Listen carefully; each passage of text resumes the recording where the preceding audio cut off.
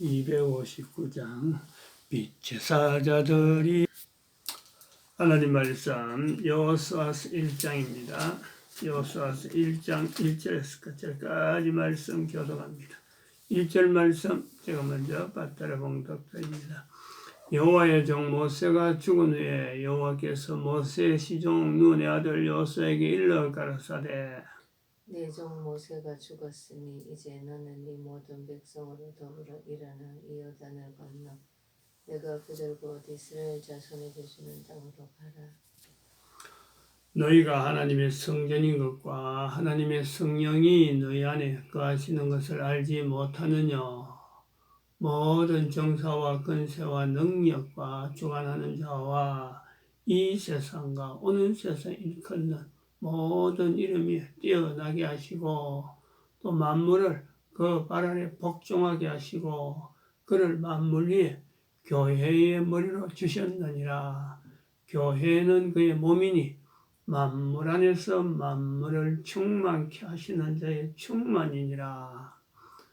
평강의 하나님이 친히 너희로 온전히 거룩하게 하시고 또 너희 온 영과 혼과 몸이 우리 주 예수 그리스도 강림하실 때에 흠없게 보존되기를 원하노라.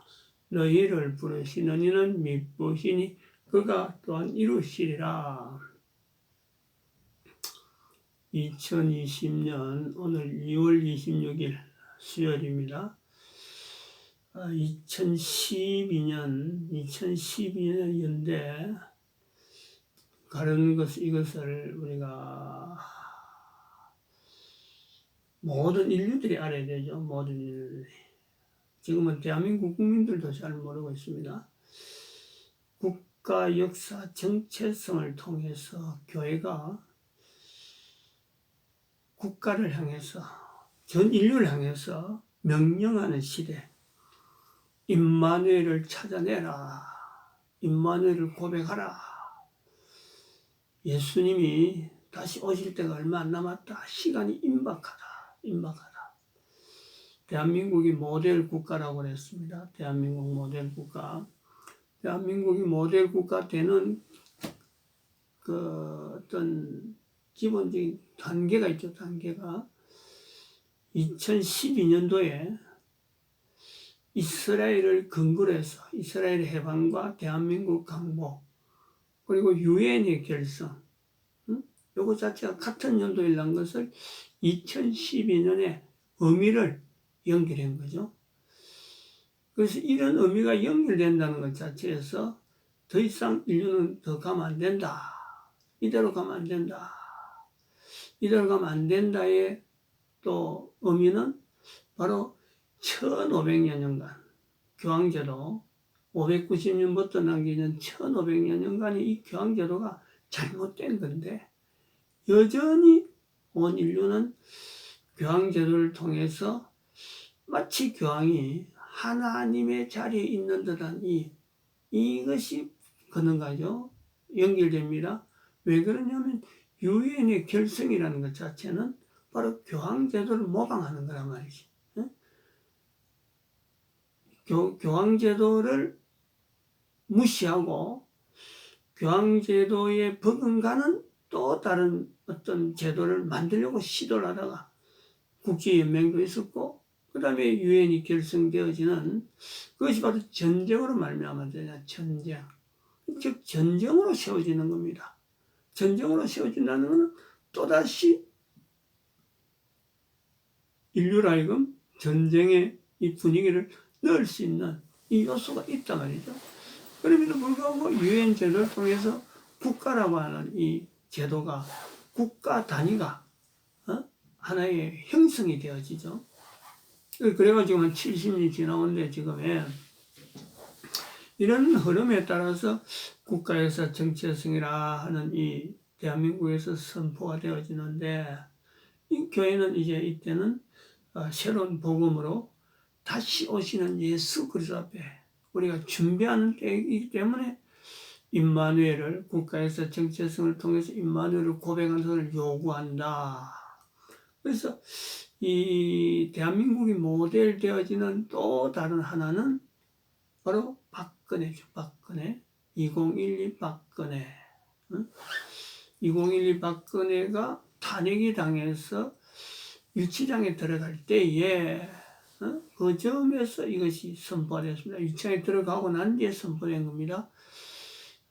선포될 때는 좀 더 대한민국의 국가에서 정체성의 모델의 하나의 그 중요한 또 다른 이 대항마라 그러나요?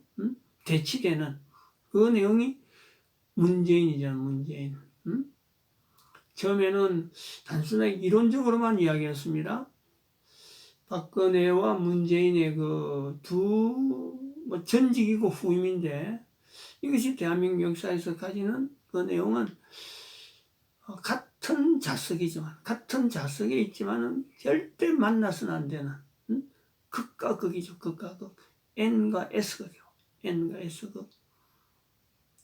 아무도 이 백성들이 이 부분에 좀 언급을 하지 않을 때 그럴 때 2017년도 탄핵됐네죠. 탄핵은 2016년도 말에 됐죠. 그리고 2017년도에 감옥에 들어갑니다. 초반에 유치장에 들어가고 여기 이제 두 번째 그 하나의 우리나라가 인류 국가 역사 정체성의 모델 국가 되는 두 번째 단계죠. 그때는 단순하게 대응되어지는 대한민국 국가 역사 정체성의 어떤 대응되어지는 위치에서 아주 문재인으로 보았습니다. 근데 그 국가에서 정체성을 이렇게 표현할 때, 모델이라 할 때, 다른 나라에서도 이것을 적용하면은 이렇게 하면 될 거라고 하는 이론적인 내용이 거기서 끝날 줄 알았어요. 저는 제 연대에서는 요 정도 하는 정도가 아니겠느냐. 끝날 줄 알았는데 이제 그것이 2019년 작년이죠. 10월 3일부터 시작되는 정강 목사를 통해서 나타나는 실질적으로 현재적인 국가 역사 정체성을 임마누엘로 표현하는 데에는 현재적으로 표현하는 데는 바로 정강 목사를 통해서 나타나는 그래서 문재인이 얼마나 박근혜와 비교되어지고 실질적으로 현재 박근혜가 있는데 살아있는데 물론 그는 감옥에 있지만 대통령으로서 있던 박근혜가 감옥에 가 있고 문재인은 감옥에 갈 만한 사람이 감옥에 가도 가치가 없을 만한 사람의 형태를 하고 있지만은 짐승도 아닌 바로 사탄의 형태를 그대로 나타내는 대통령으로 있는 이 이야기로 되는 게 아니거든요. 이게 뭐 앞에 있던 역사를 갖고 되는 내용이 아니에요. 현재죠. 바로 교황을 통해서 나타나는 교황제도와 유엔제도가 같이 버금가는 공존하는 이 구조하고 같은 거예요. 하나님이 보실 때에는 교황제도를 이미 오래전부터 사탄의 자리였고 없애려고 하는 그 제도가 여전히 또 새로운 유엔제도를 통해서 모든 백성들은 이걸 바라보지만 종국에 가서는 또 교황제도로 될 수밖에 없는 이런 그리고 유엔제도를 통해서 교황제도를 반드시 꺼내야 되는 이 구조예요. 또 하나의 하나의 또 어떤 그 비교물이 바로 박근혜와 문재인의 상황으로 나오죠. 절대 공정이 안 됩니다. 절대 같이 가서는 안 되는 거예요. 근데 지금 현재가 바로 같이 가는 때죠. 같이 가는 때. 그러면 이게 얼마나 치열하겠느냐. 그 틈바구니에서 교회가 개입되고 교회가 임마누엘이라는 이 내용을 가지고 복음을 해야 된다 하는 이 교회의 위치에 나타난 바로 선지자가 정광훈이란 말이에요. 정강훈. 이 정강훈이라는 이 위치는요, 대한민국에서 이제는 어저께죠? 이제 벌써 이틀이 지나네요. 그저께 24일 날 구속되는, 응? 구속시키려고 지난 1월 1일에도 안간힘을 썼는데, 응? 그때도 피했잖아. 그 피한 의미가 있는데, 그건 나중에 또 설명이 되겠지만, 그저께 구속이 되는 이 표현을 통해서, 이 때를 통해서 2019년 10월 3일부터 2020년 2월 20일입니다. 제가 그 카톡에다가 서울 집회, 서울 광화문 집회 계속 토요일 오다가다가 그 카톡에 그 문자를 올리면서 지금 중국 폐렴, 중국 바이러스, 문재인 폐렴으로 이름을 불려야 되는 이 폐렴이 대구에서 지금 창궐하는 내용으로 이 정부가 이걸 이용하는 그 정황이 되어지면서 올라가지 않는 것이 정강훈 목사에게 도움된다. 그렇게 해서 카톡 올리고는 저는 그 올라가는 집회에 관계된 건 전부 다 끊어버렸죠. 그러니까 2020년 2월 20일까지를 하나의 구간으로 정해야 됩니다. 5개월입니다. 5개월. 5개월이 되는데 요 행적에 정강훈 목사를 이제 선지자로 위치를 두는 이 내용, 대한민국의 역사 가운데, 대한민국의 5천년 역사를 하는 이 역사 가운데 대한민국의 선지자가 있었다. 성경에서 말하는 바로 그 선지자가 대한민국에 있었다 하는 이 표현이에요. 이게 작은 표현이 아니라니까. 작은 표현이 아니죠. 이게 이제 세 번째 나타나는, 세 번째 나타나는 대한민국이 국가 역사 정체성의 모델 국가로서 나타나는 하나의 정황이에요. 현재적으로 문재인 대통령, 나 참 이것도 말 참 하기 싫은 말이죠.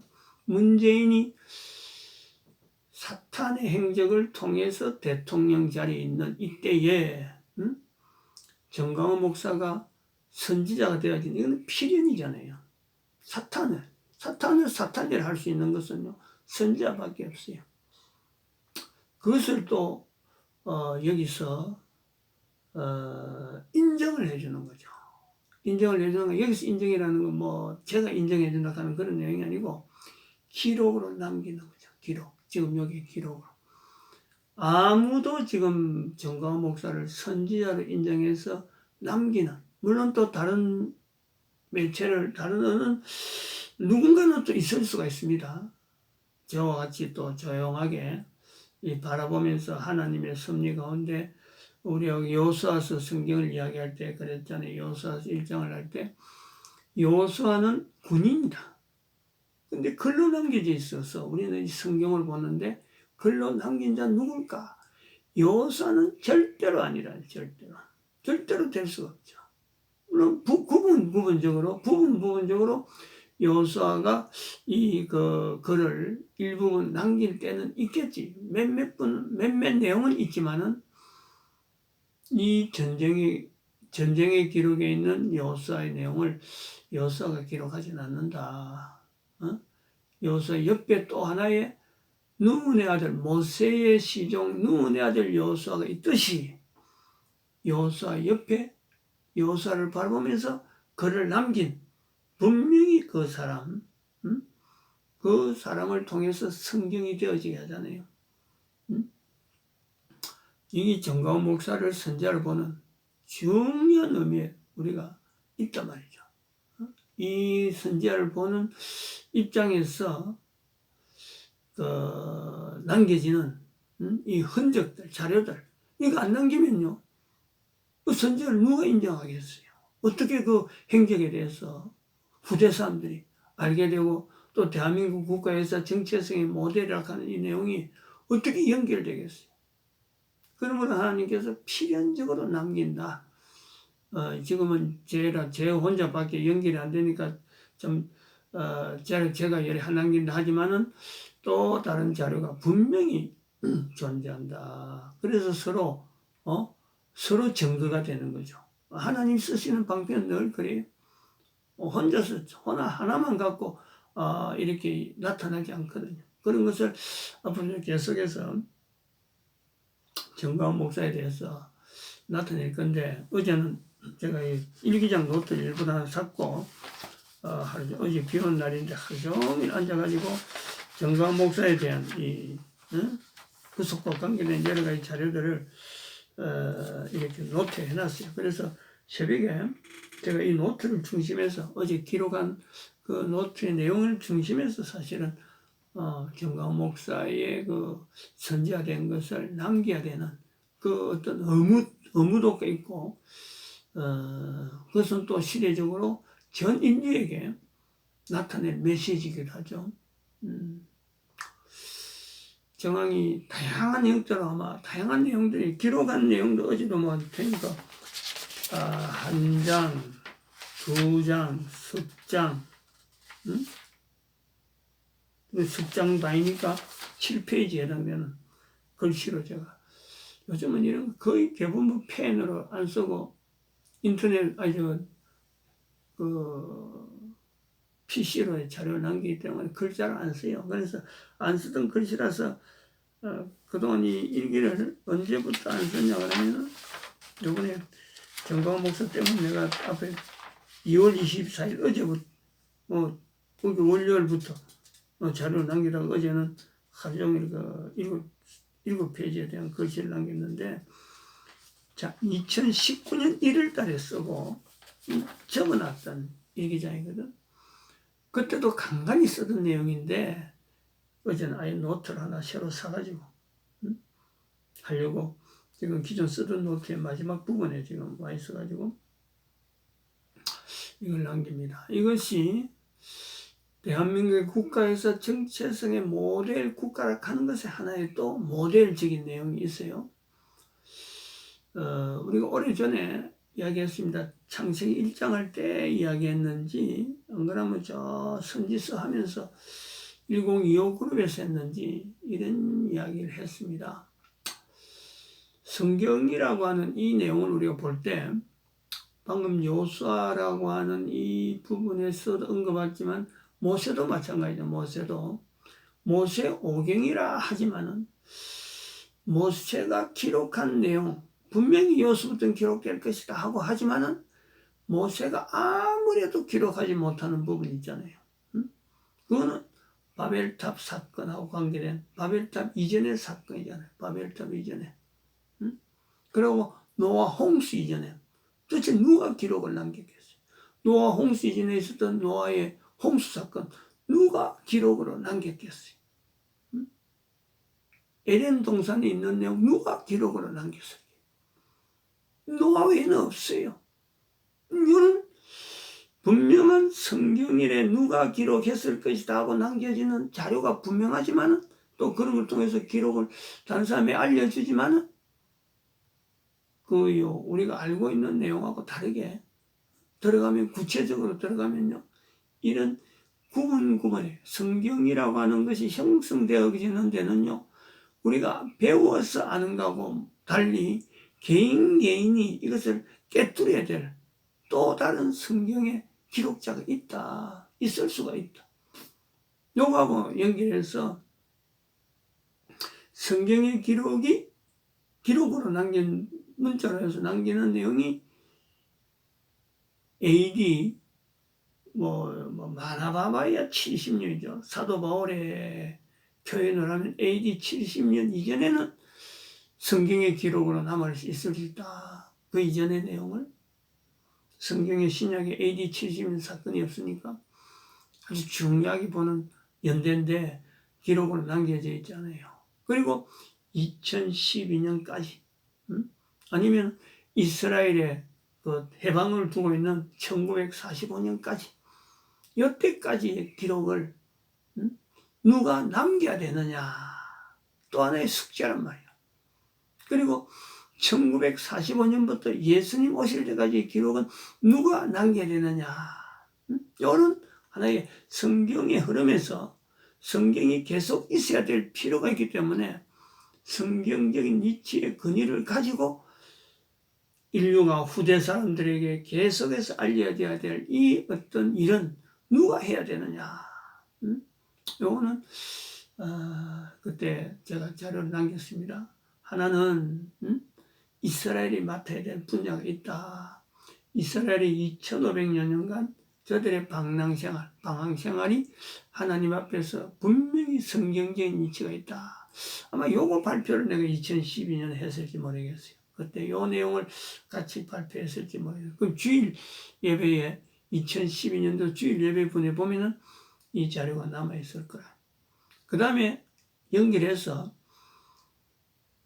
2012년 혹은 1945년부터 예수님 오실 때까지 누가 해야 되느냐. 그 대한민국이 맡아야 된다. 라고 선포를 했습니다. 그 내용이 지금 정강원 목사의 포스터락 하는 정강원 목사의 선지자락 하는 이 내용이 아주 중요합니다. 근데 이거 모르는 자는 인류가. 그리고 정강원 목사로 하여금 선지자 위치를 두는 또 다른, 두어야 되는 또 다른 의미가 방금 제가 말씀드린 포스터란 말이죠. 포스터. 인류 사회는 언제부터 포스트 모더니즘이라 그랬어요. 포스트 모더니즘. 이건 사상, 이 어떤 세계 이론, 세계 어떤 이런 세계 어떤 참 질서의 이론적인 내용을 어떻게 세계 질서가 이래야 될까 하고 할 때, 그때 이 무슨 참 주도적으로 이끄는 그런 이론들, 예를 들어서 지금 경제 이론, 경제 논리, 지금 이제 우리가 그 경제 논리를 해가지고 세계의 어떤 역사를 지금 바라보는 눈이 있잖아요. 근데 그런 거 갖고 포스터를 한 거랍니다. 그 중에서 어떤 이론이 아주 주요하게 작용할 때, 그때의 어떤 주의열하죠. 좀 말이 조금 어려운데. 근데 그것 자체가 없을 때, 막연하게, 이제 여기 지금까지 유지했던 이론이 있었는데, 이것이 없을 때, 그럴 때 쓰는 말이 포스터란 말이었어, 포스터. 선지자, 정강원 목사의 선지자 위치는 바로 선지자의 포스터적인 위치가 있다. 포스터. 지금까지 알고 있던 선지자와는 다르게 선지자의 위치에 있는 내용에서 지금까지 알고 있던 선지자와는 다르게 정강원 목사가 대한민국에서의 선지자 이름으로 나타났다라는 것에는 이걸 인정하려고 애쓰는 이유는 바로 포스트 정강원, 포스트 정강원 선지자, 이 개념이 필요한 거예요. 이 개념이. 그것이 바로 대한민국의 그 국가에서 정체성의 모델이라고 하는 데서 나타나는, 또 우리 임마누엘을 요구하는 교회의 복음이라고 하는 이 요소에서도 이거 대단히 중요하게 이 의미를 가지는 거거든요. 요거는 신학을 하는 사람들이 쓸 수 있는 이런 적용하고 받아들여야 될 하나의 분야이기도 합니다. 이건 포스트 정강원 선지자. 포스트 모더니즘이라 할 때는 모더니즘이 현대락 하는 현대락 할 때 현대주의, 그전에는 근대주의, 그 다음에는 그전에는 또 무슨 물질주의 아니면 이런 또 다른 주의가 있었어요. 그러다가 근대에서 현대주의로 넘어올 때, 그때 더 현대주의란 말을 쓸 수 없다 했을 때 나오는 게 포스트 모더니즘, 요 내용인데, 여기에 빙자해가지고 포스트 정강원이라 하는 내용을 쓰는 것은 정강원이라고 하는 이 선지자가 가지고 있는 선지자이면서 하나의 단언을 하는 거예요. 이제부터는 이런 내용은 해서는 안 된다. 이제 신학적인 내용의 이제 부분이 있고, 또 이것을 하는 것은 성경에 있는 선지자 중에서 마지막 선지자 되는 말라기 선지자, 말라기 선지자적인 위치가 정강원에게 있다. 예수님 오실 때에 맞이하는 요한을 선지자라 그럽니다. 그 예수님께서 인정하는 거예요. 바로 예수님의 오심을 바로 직접적으로 당대에 알리는 거예요. 근데 정강원 목사에게 포스트 선지자로서 정강원을 선지자로 보는 그 내용은요, 바로 말라기적인 요소가 있어요. 말라기적인. 대한민국의 국가에서 정체성이라는 것의 시작을 알리기도 하면서 시작을 접목할 때 예비적인 가열이 있잖아. 가열, 예열. 처음부터 그 열을 막 내는 게 아니고 예열적인 프리히팅이라 프리히팅. 예열을 시키는 어떤 그 작업. 열이 한참 나고 이제 선지자적인 어떤 일들 인정하고 대한민국이 참 그 국가의 어떤 역사 정체성을 가지고 전 세계에 알리는 이런 일을 국민들이 막 받아들일 때는 그거는 이제 히팅이 된 상태예요. 열이 막 난 상태란 말이에요. 근데 그 열을 내기 전에 프리히팅이라고 그래가지고 천천히 달고 가면서 오랜 시간을 거쳐서 그 열을 막 내게 할 때는 이걸 예열 단계라 예열 단계. 자동차 시동 걸 때 아침에 추운 겨울날에 자동차 시동 걸기 전에 이렇게 스위치를 조금 여면은 이게 예열 시간이 필요해요. 전기로 배터리를 하고 그 엔진을 따뜻하게 엔진 오일을 좀 따뜻하게 하는 내용이거든요. 그래갖고 스위치를 탁 돌리면은 시동이 탁 걸리잖아요. 이 프리히팅이라 해요. 그 내용이 바로 포스트 정강원 선지자, 말라기 선지자. 이 말라기 선지자가 있으므로 이제는 예수님 오시는 요한이 등장해서 요한으로 인해서 예수님과 같이 동시대가 되어지는 요 과정이 있단 말이에요. 그럼 요 내용이 500년입니다. 500년. 말라기 선지자에서 예수님 오시는 요 기간이 500년이. 이 500년이 의미가 있다는 거예요. 한글을 2508년이라고 2508년 되면 전 인류가 한글을 공용어로 쓸 것이다 하는 이 표현이 있었어요. 요거하고 연결하겠습니다. 그래서 시간이 좀 지났는데 계속해서 이런 내용을 노트에 지금 한 줄, 정강원 목사 구속에서 해갖고 2024년 10월 10시 53분에 구속된 그 내용을 했는데 1번 포스트 정강원의 위치 말라기 선지자 요 한 줄 이야기를 지금 이렇게 한 거죠. 물론 페이지마다 있는 이 모든 페이지의 줄을 한 줄 한 줄마다 한다는 건 아니고 들어가는 데서 정강원 목사의 선지자적인 이 내용을 나타내는데 서두에 알아야 될 어떤 사전 지식이 필요하니까 좀 설명이 좀 길어졌습니다. 마치겠습니다. 기도드립니다.